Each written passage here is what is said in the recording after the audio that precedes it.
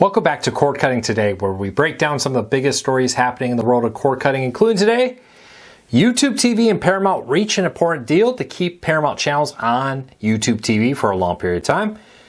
This was a make it or break it moment for Paramount. I think Paramount had more to lose here than YouTube TV. We're going to break down what we know and why this was so important to Paramount. AMC saw its subscriber revenue drop as more people are cutting the cord, but it actually gained some streamers to its subscription streaming service. We'll break that all down. And YouTube TV turns 20 years old? Not YouTube TV, YouTube. Is that possible? Is YouTube really 20? We'll break that all down, let you know about these stories and a whole lot more here in a quick second. First though, hey, I'm back home. Literally walked in the door after a very long 18+ hour drive. Thanks for everybody's support as I was gone the last month. It's good to be back in the studio. Look for a lot more videos to come here real soon.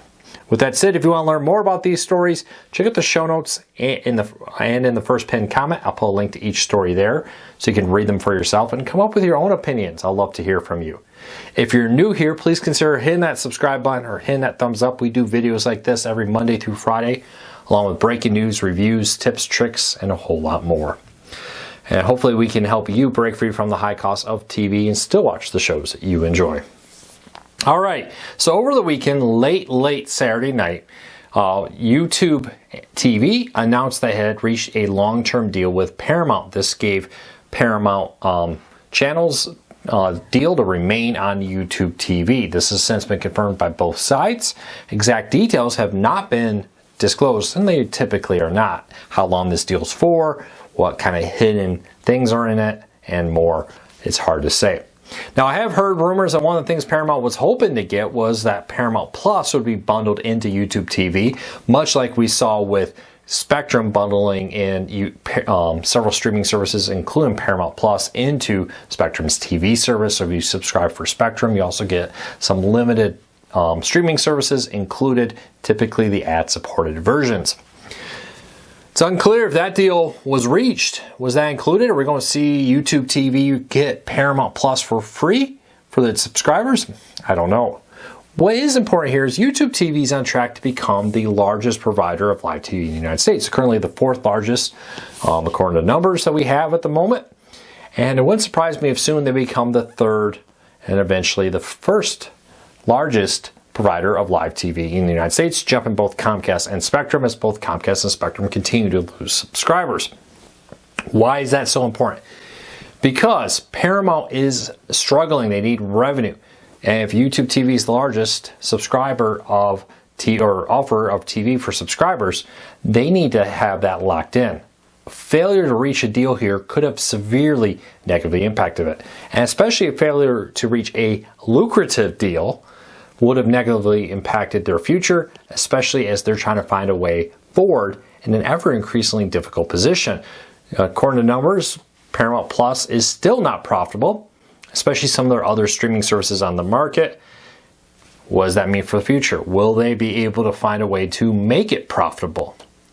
YouTube TV is still important. The number one way cable networks and their parent companies for these cable networks get money still is from subscriptions to services like YouTube TV, Hulu Plus Live, Comcast, Spectrum, and the rest. Paramount had a lot more to lose here, but doesn't necessarily mean they weren't willing to go dark. We'll have to wait and see what the deals are, but this is good news for Paramount. This is good news for YouTube TV. It's kind of one of those tough things, right? Paramount wants more money. YouTube TV doesn't want to raise its price. At some point, though, Paramount can't afford to lose YouTube TV permanently. YouTube TV can't afford to lose Paramount because that would hurt them also. Kind of where both sides have something to lose. Both sides are struggling. Good news is a deal's been reached. What does this mean in the long run? We'll probably have to wait a few months to find out. If a deal was reached to put Paramount Plus into YouTube TV, they may have announced it now. It may be something a few months down the road we find out. Will there be a price hike?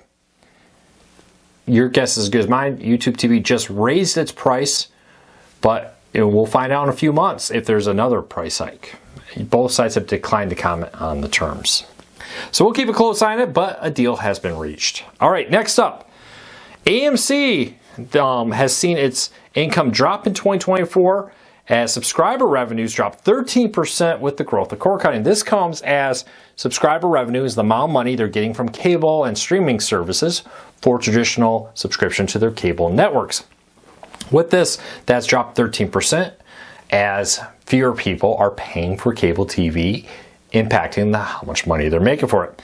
Now, they did see a streaming revenue jump of 8% in 2024, jumping to 12.4 million subscribers, up from 11.4, so adding about 1 million subscribers to all of its streaming services, including AMC Plus and others.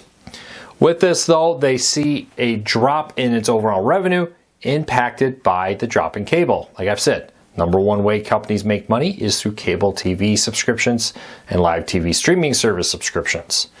Keep an eye on AMC networks.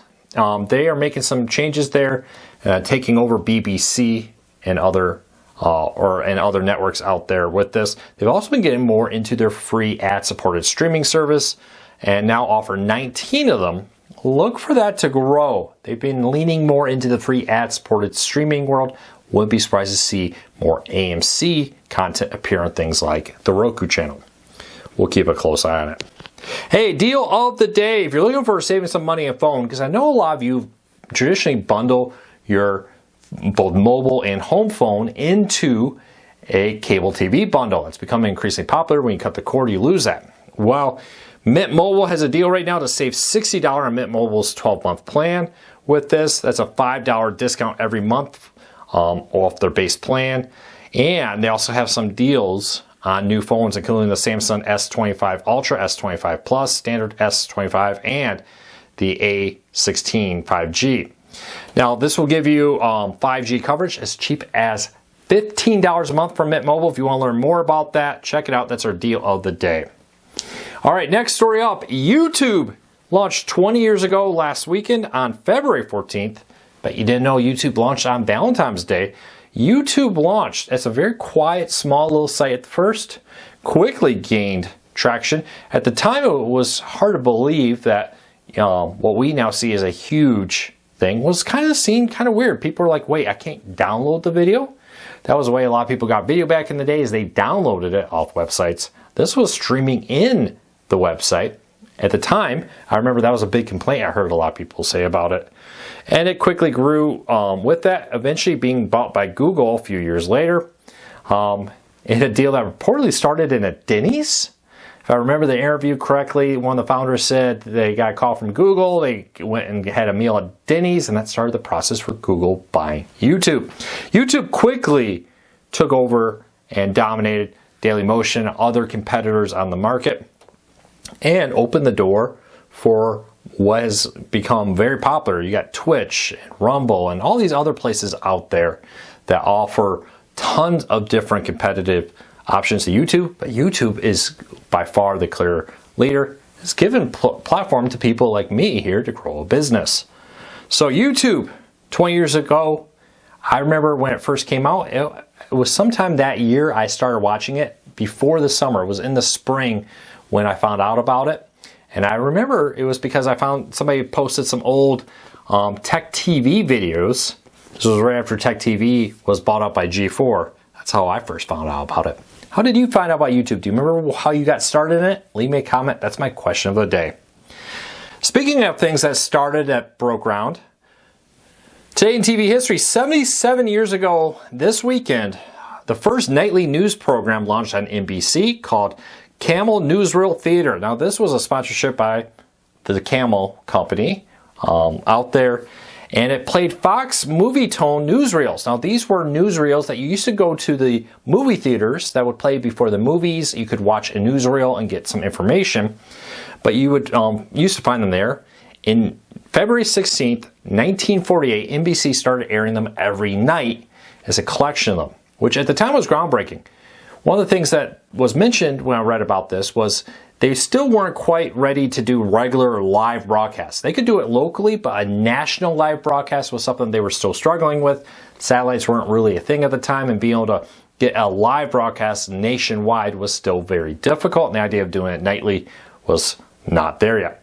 But they instead turned to pre-recorded movie reels that they aired, and it broke ground and it found a huge audience of people being able to see news, not just hear it on the radio, not just read about it, but see it in a relatively fast fashion on their home TV was groundbreaking, found huge following, and eventually led to what we now know as all the, I'm in Eastern, so I call them the 6 o'clock news and 6:30 news and all those out there that we now become addicted to.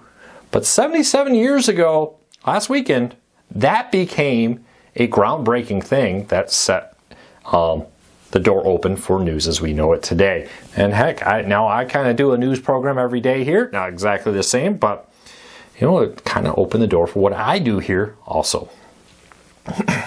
All right. And lastly, in TV history or movie history, are you ready for this? Are you sitting down? The Breakfast Club is now 40 years old. With this, The Breakfast Club defined a generation, coming out in February 15th, 1985. It's hard to believe. Who here? I don't know. I just can't believe that The Breakfast Club is 40 years old. Maybe I'm showing my age here. I'm not ready to believe that. Can you believe that? Any fans of The Breakfast Club? Well, those 1980s movies that we all grew up with are starting to turn 40 years old in mass. Already, some are as old as 45 years old for the early 80s movies. But leave me a comment, let me know. Are you a fan of The Breakfast Club? If you want to learn more about it, see it. I have a link in the show notes, not only to this story, but to all the stories with this. Well, that's it for today. I hope you have a fantastic day. I'm going to go finish unpacking. Thanks for hanging in there with me. It's good to be back. I'm in the office, and don't forget to check out cordcuttersnews.com for more stories. I saw some people comment about what took so long to get a video about YouTube TV and Paramount reaching a deal.